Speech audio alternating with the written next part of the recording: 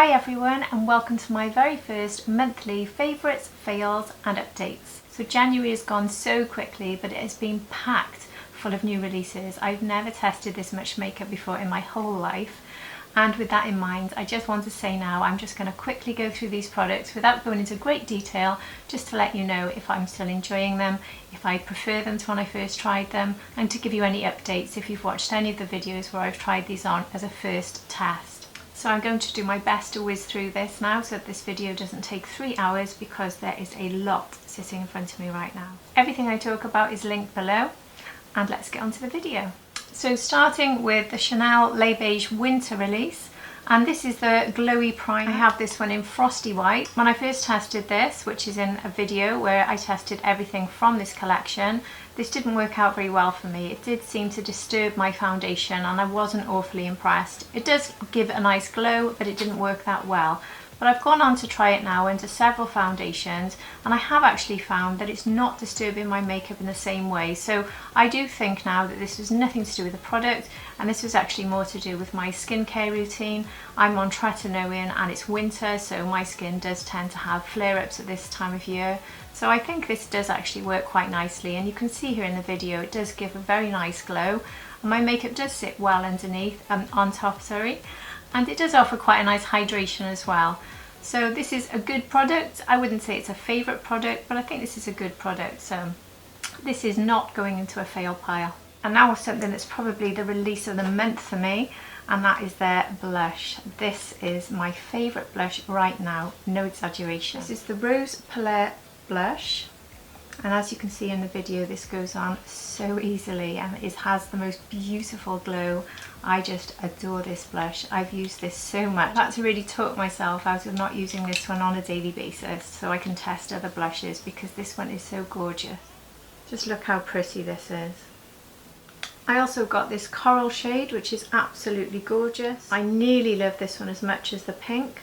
I just slightly prefer the pink, but I think in the summer this will be one of my favourites. Just look at the shimmer on it, I love it. And I didn't originally buy the mauve one, but because I love the other two so much, I decided to go back and try it. I did worry this would be too dark for my fair skin, but as you can see in the video, this is extremely buildable, which is something I love about blushes. I like it if they're buildable so that you can really get it to the shade you want instead of starting with such a deep shade and panicking. This is beautiful too. So all three of these blushes are a massive favourite of the month for me, and I can see them being a favourite of the year because they are stunning. The formula is perfection. And onto the Dior spring release. I tested out both of these eyeshadow palettes. I expected to prefer this one here because it's peach. It's called Popeline Peach, if that's how you pronounce it. This one here is called Pink Organza, and this one was actually my favourite. Both of these give you quite a subtle look, as with most of these palettes. They're not at all pigmented, they're very, very easy to apply, and I think they're brilliant for every day. They really are very pretty, and I enjoyed them a lot more than I thought I would. So for me, these are not a massive favourite, but they are definitely a yes, and I do really like them. And something I didn't initially get with the Dior spring release was this palette, which is their Smokey Essentials, which is 002. I just saw this online too many times and thought I need to try this, so I went back and I did buy it, and I love this. I had this on my desk and I couldn't stop using it for nearly a week, and I had so many other things to test. I was quite surprised, particularly by this shade here, because this is a lot more pigmented than you might expect from Dior palette. And this is really nice as a transition sort of corner shade as well. This is beautiful. I use this one a lot. There's a nice combination in here of metallics, mattes and shimmers, all of which work really nicely together. Again, this is quite subtle. You can create quite a built-up smoky look, as the name of the palette suggests.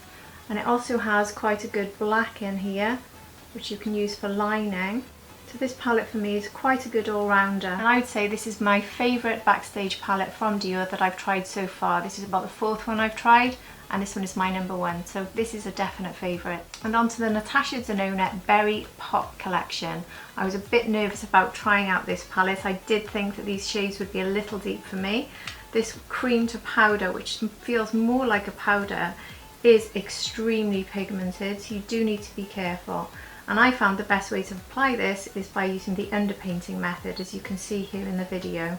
I'm doing it this way by putting this one underneath my foundation, and then adding these two on top really look beautiful. And this one here in the middle, which is much more creamy, is so much more pigmented than I might have at first thought, so you do need to be very careful when you apply this, but it is gorgeous. Look how pretty it is. And the highlighter is lovely as well. This is a very nice trio, and I think it'll work on all skin tones, so don't be put off if you're fair skinned like me. You can just do this very gently or use the underpainting method like I did, because this is really pretty. So this is definitely going into my favourite pile. And then her Berry Pop lipstick and lip liner. Now these are very powerful, so not something I would wear for an everyday look, but they are very beautiful. The lipstick wears beautifully, it's very hydrating. It's actually quite easy to apply for a strong colour. I did really enjoy this. It lasts a good few hours. It can get past one meal without needing to be topped up, and the liner also lasts probably 3 meals because it really does sit very well, the liner, and it does last. This is quite a creamy liner on application, so it's very pleasant to apply. And for a deep shade, I think they're actually very easy, so that's something I wasn't expecting. I thought I was going to struggle with this application, but yes, these two together, another favourite, and I really didn't expect that because this shade is a lot out of my comfort zone. And I tested out the new Suqqu Spring and Summer collection. What can I say? Suqqu collections have never disappointed me, and they just never will. These are always so beautiful. They always have very unique colour stories. This is quite a subtle palette. I think it's perfect for spring, very pretty. But this shade here is really beautiful. And this one can be built up to be a little bit less subtle and really bring the party look, because just look at this. But together this makes a beautiful look, a very easy look, no fallout, always very easy to apply. Suqqu can just do no wrong for me, so obviously this is a favourite, and it always will be because I adore Suqqu. They just can't go wrong. And here's the blush from the collection, and this has actually been sat on my desk alongside the Rose Chanel blush because this has been my other favourite. And these two I've been swapping between. This is absolutely beautiful. This has a nice sort of coral pinky shift. Really beautiful. And then you have this highlighter here which has slight blue flecks in it. And together, these two together are just gorgeous. And Suqqu launched a new lipstick range which is very hydrating, very pretty, very comfortable to wear, and applies like a lip balm. I'd be very interested to try more colours from this range because so far with just this one I was very impressed. And the Natasha Denona Mini My Dream collection. I was a little bit late testing this one because it arrived a bit late for me here in the UK, but it was worth the wait. This is a lovely palette. This is the only colour I think that comes from the actual My Dream palette, so these were new shades. This is a lovely liner here. These two here are the lovely shimmery shades that she's so well known for, and these are absolutely stunning. I love the look I created with this. I think at the moment if I was to choose a palette to take on holiday with me for a quick look and a pretty look, sorry those swatches are not great but they do show you how pretty they are. But yeah, if I was going to choose a palette for a holiday, this would be it, because this gives me one of my favourite type of looks. It's very user friendly, and the neutrals just suit everybody, and they particularly are one of my favourites. Her My Dream palette is one of my favourite from hers. This brown shade here, which inspired the palette, is just beautiful. So yes, another favourite. Can I ever try anything from Natasha Denona and not say it's a favourite? On this channel I do tend to buy my favourites, so that's why this is going to be packed full of faves and not too many fails, but there is a fail coming, sadly. Here was the blush that came with the Mini Dream collection. This is something I've been sweeping all three colours together and then just using it in one sweep, and this is the shade I get with it. It's a very pretty shade. It hasn't overtaken my Chanel or Suqqu, but I've enjoyed it. So it's not a top favourite, but I do really like this, so it's not a fail. And another eyeshadow palette I've tried is this Lovestruck eyeshadow palette from MAC. Look at this gorgeous packaging. This is a beautiful colour story. It's quite earthy really for a Valentine's release, but I absolutely love it, and it's what I've got on my eyes today actually.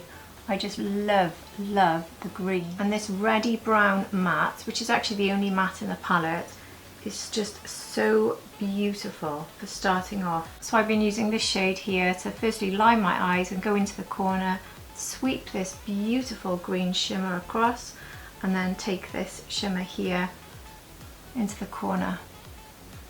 Absolutely beautiful. This is easily the best eyeshadow palette I've ever tried from MAC. I absolutely love it. The formulas are exceptional. They're very easy to blend. There's no fallout. It lasts all day, and you can work with the reds and greens with this shimmer and produce a stunning look every time. I think there's 3 really nice looks you can get out of this. So I definitely recommend this. It's really, really beautiful. It does say it's limited edition, and I think it's still available as I'm posting this today. But if you can get your hands on it, I would recommend you do. It really is stunning. I'm very late to test this, so it probably would have gone in a December video. Not that I did one, because this is my first roundup video. But this is from Viseart, and this is their Praline Quad. Sorry it's in such a mess. You can see it's been well loved since I got it. This is a truly beautiful palette. I think this would be popular with a lot of people. These shimmer shades are really impactful. Look how beautiful that is. It really is an absolutely gorgeous palette. Who wouldn't want this? Lovely. Really glad I got this in the end. And the most recent eyeshadow palette I tried, in fact I just uploaded a video doing 2 looks with this yesterday. This is from Nomad, and this is their New Zealand Stargazing palette. This is a palette for me to really have fun with. I do like neutrals and I do like subtle looks, but I also love to play with colours, and this is absolutely stunning when it comes to playing with colours. This has 6 multi-chromes in it, and they are the smoothest, most impactful, beautiful multi-chromes I think I've tried in a long time. Honestly, they are gorgeous. Reminds me a bit of the Danessa Myrex ones. Look at these.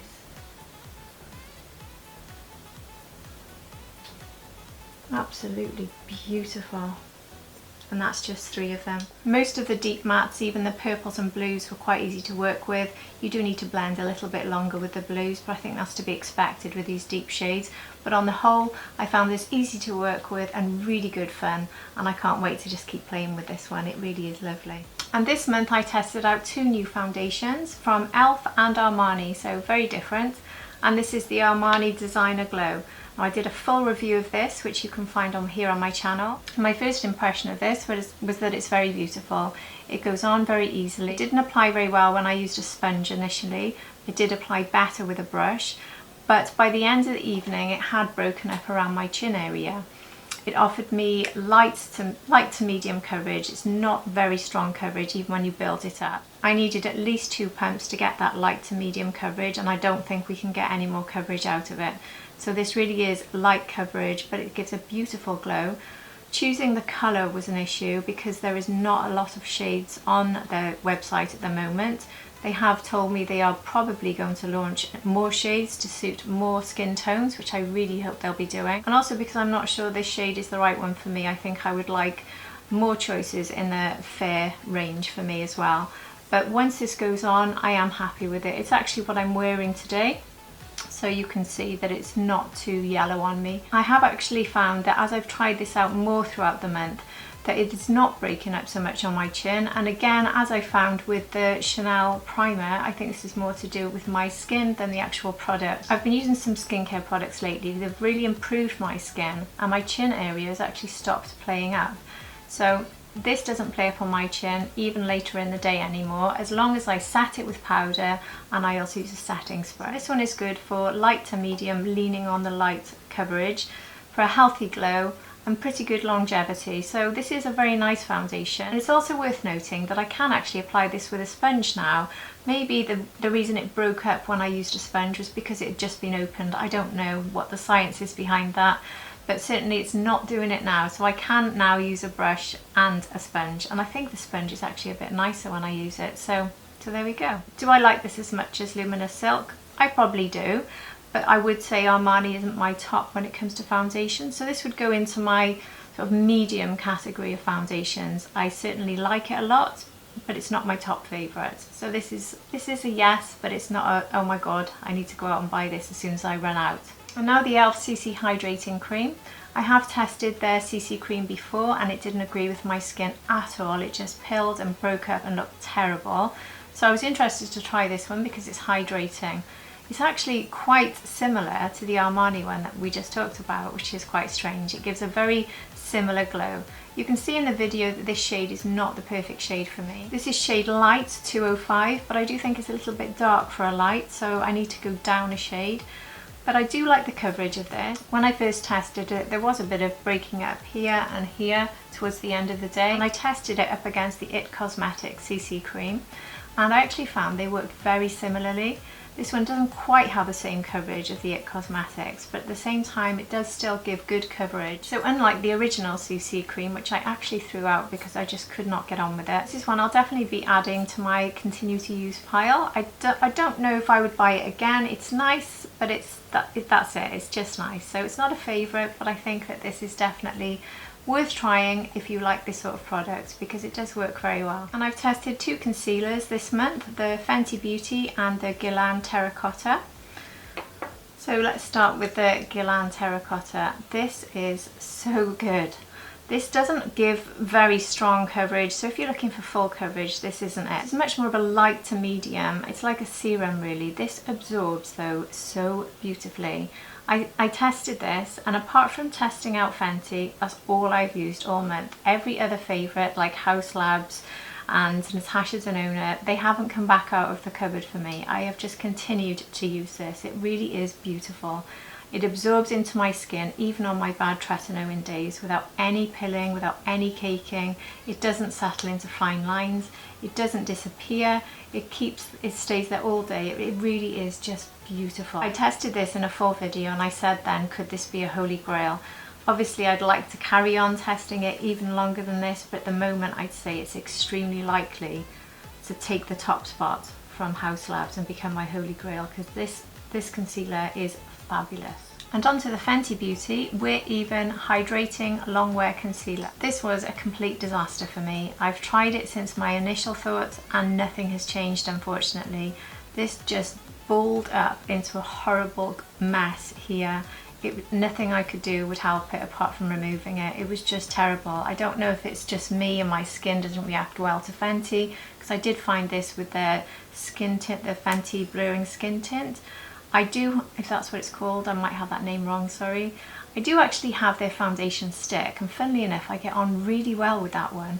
But the original skin tint, the foundation cream, I had terrible problems with, and this one again, terrible problems with.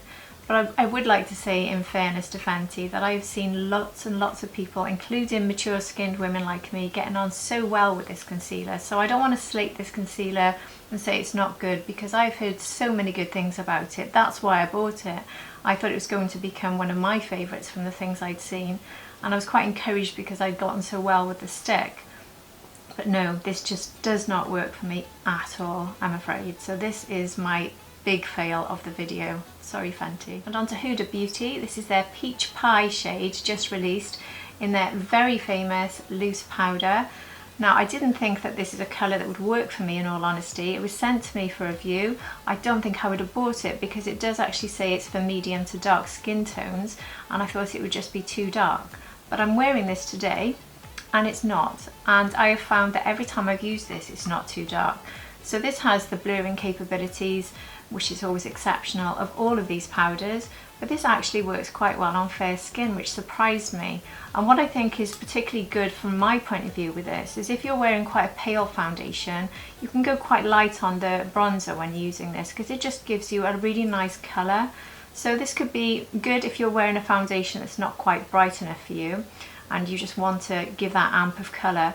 But also in the summer you can just add a bit more depth, but it doesn't give an awful lot of colour. It just gives an even, slight peachy tone, which is obviously what it's expected to do. So I wouldn't think, if you're fair skinned, that you should rule this one out, because I was really impressed with this, but I would not have bought it from looking at the description.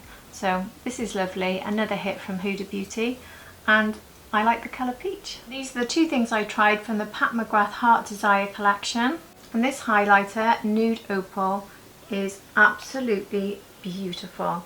I have swatched it up against her other highlighters that I thought were very similar, but I can see a slight difference. It's got a sort of corally shift in it, and I've got this on my face today actually. I'll just do a quick swatch for you. This is a beautiful highlighter, absolutely beautiful, and since trying it, it is sat on my desk and I've used it every single day. If you see it here, I hope the camera's picking it up because you can just see the sort of pinky coral in it. I just love this. I mean, the colour might be more summer appropriate, but I'm happy to wear it now in winter because it is beautiful. So I'm really glad I picked this one up from the collection. I'm not regretting leaving the eyeshadow palette. I just don't think it would have suited me, and I don't really want to try the formulas when they're not her lovely Italian formulas. But this highlighter, it was worth every single penny for me. It's beautiful. And this lipstick from the same collection is Nude Nocturne. And this is a beautiful matte lipstick. Matte, but still has enough oils in it to give you hydration. Pat's formulas are always wonderful. But what really impressed me with this one, and I did do this in the video when I tried it on, is I used this as a blush, which is something Pat recommended. So I just put it onto the back of my hand and then used a brush to apply it so that my lips and cheeks could match. And I loved this. I think I even loved it more as a blush than I did for lipstick. I like both, but I think it really, really surprised me. So I'm going to go back now and try all my Pat McGrath lipsticks as blushes, because that's not something I've tried before. So yeah, this was lovely, and I definitely am very pleased I picked this one up. And talking about lip products, I picked up these two from Dior with the spring release, and these are so pretty. This one here is Frosted Pink. I mean, this is perfect for spring. This makes a lovely topper, and it's beautiful as a standalone gloss with just a liner. Really, really beautiful. And this one here, Shimmery Spice, and this one is just gorgeous. Reminds me a little bit of the one that came out at Christmas, but this one's a little lighter. The two of these together are just beautiful, and these have both sat on my desk since I got them, and I've been using them constantly. I don't think there's many products out there that can give you the hydration for as long as these can. They do really, really last. They really grip to your lips, and they're just gorgeous. I love to use these as toppers, and I like to use them as standalones, as I said. These are beautiful, and these are probably two of my favourite shades I've tried from the range so far, so I was really glad I got these ones. And this is the lipstick I'm wearing today, so that should give you an indication of how much I like it. This is the new Rosa Valentino lipstick that came as part of their Lunar New Year release, I think. And this is a limited edition, and the shade is Coral Fantasy. I really, really love this.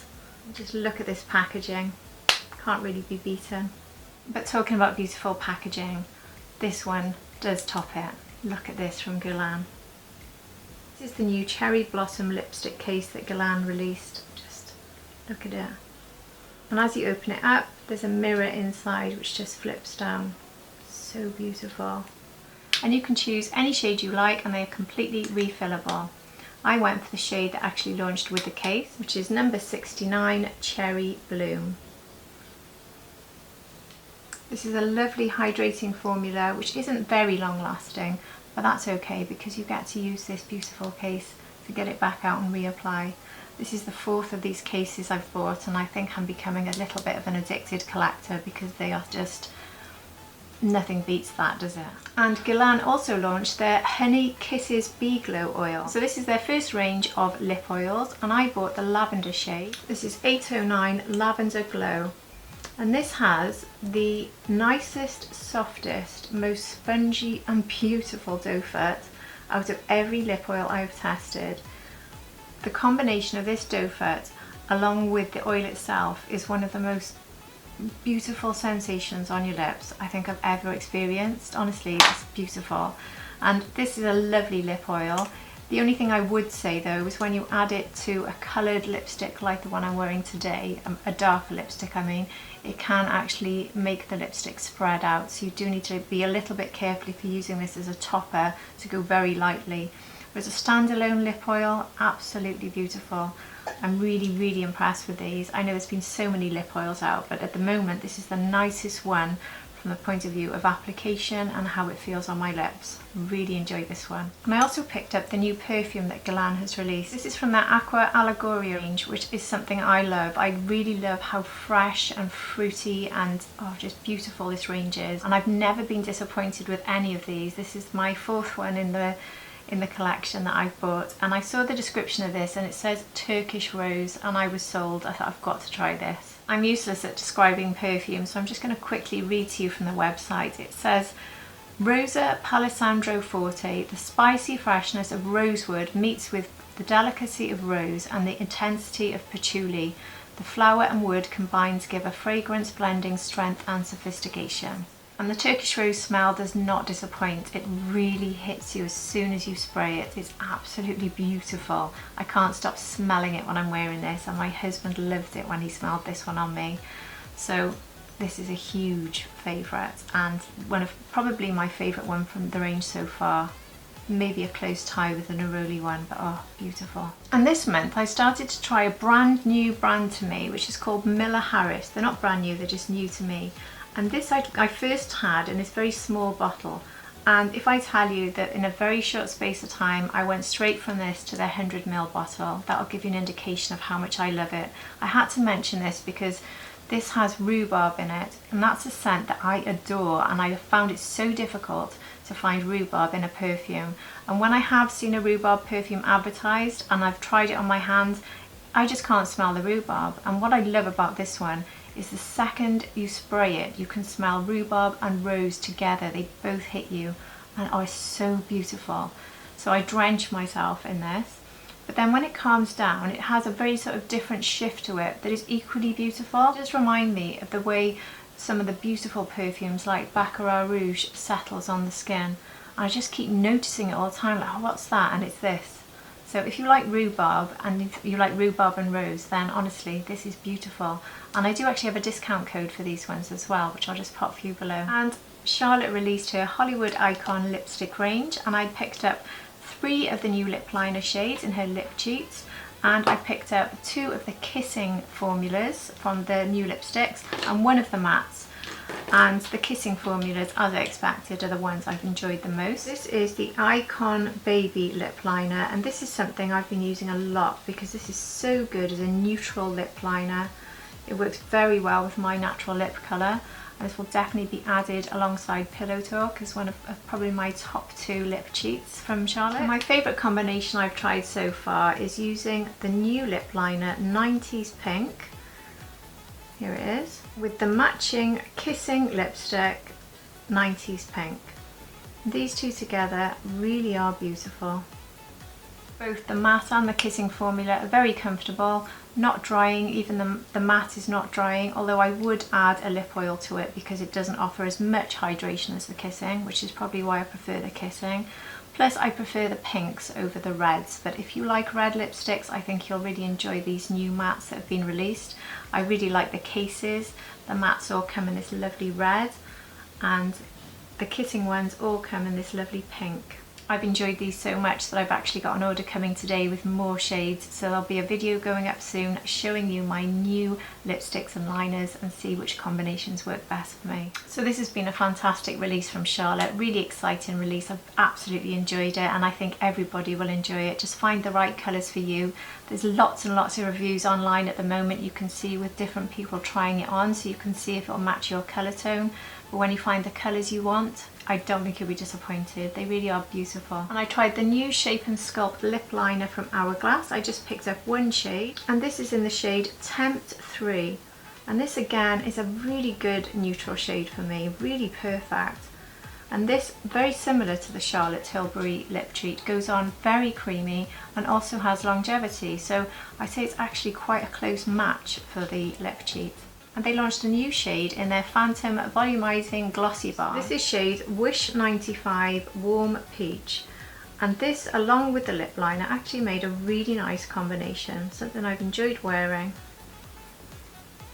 There we go. These glossy balms are very similar to the Tarte Maracuja ones, very hydrating, doesn't last very long, but very pretty. I can't say I love them as much as the lip oils like the Guerlain one, but very nice all the same. I don't know if I'd pick up any more, but I do enjoy it. But I would be interested in picking up maybe another shade in the lip liner, which was really, really nice. I'm talking about lip balm pens. ELF have just launched these. This is their Pout Clout lip plumping pens. I picked up 2 shades. This is the Berry Plemonova, and this is Toasted Neutral Beige. And these have that sort of minty feel to them, so they offer that plumping effect. They are extremely similar to the Maracuja ones if you've tried those from Tarte. They are lovely actually. There's 8 shades available and they're only £8, so it's well worth trying one of these if there's a colour you fancy. I think they're very good dupes, to be honest. Really impressed with these. Phew, I've got through all that makeup. Honestly, this is the hardest video I've ever done, so apologies if it's a complete mess. But there was just so many things and it's so hard to know what to say and how to say it quickly. I do need to include a favourite skincare range that I've tried this month, and that's from Hey Bud. I talked earlier about having caking on my chin with most foundations, and I use this 4-step routine, and I swear to you the caking on my chin has stopped. And the only thing I can put it down to is it happened the day after I did this 4-step routine. Now this routine is designed really for people with blemishes and spots and acne, and that's not something I suffer from, in all honesty. But after applying the mask, which you can see in the video here, my skin just felt exceptional. I couldn't believe how good my skin felt. And afterwards something did actually come up on my chin. It wasn't a spot really, it was almost like a raised red area, and it took about 2 days to go back down. It wasn't anything too visible. But since then, my chin's just been fabulous. So I've just been really impressed. I think it's well worth trying this range. And if you do suffer from blemishes and acne, then I think this could be incredible for you. Because if it can do that for me, then if you have these issues, then I definitely recommend trying them. So the routine is to first use their cleanser to remove the oils and to reduce bacteria. And then using the brush, which actually comes with a set, you apply the mask to draw out the impurities and give you the lovely bright skin, which it certainly gave me. And then you protect your skin barrier by putting this niacinamide serum on. And then their gel moisturiser helps to reduce inflammation and give you all the hydration you need. And I can honestly say it just really worked beautifully on me. So if you haven't tried Hey Bud, seriously check them out. You'll find the link below. And the last thing I want to show you is a hair product which has just had incredible results for me. I started using this in December, so this is more like a 2-month review for you. But this is from Beauty Pie, and this is called Renewed Density, and this is for anti-hair loss. And this is actually a new bottle because I have stocked up with 2 more of these, which will tell you how much I love them. The applicator on this is so easy to use. I'm not going to put it in now because my hair is dry, but you can literally just put it into the places where you most need it and you spray. You do need to be careful because your skin will go bright red because this encourages the blood to rush to the surface.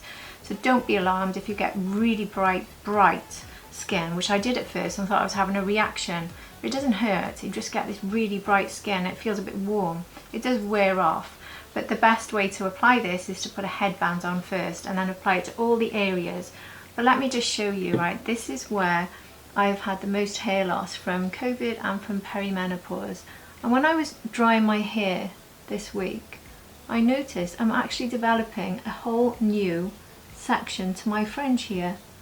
This is all new hair growth. It's actually starting to get quite long. It's nearly 1 inch long in some areas.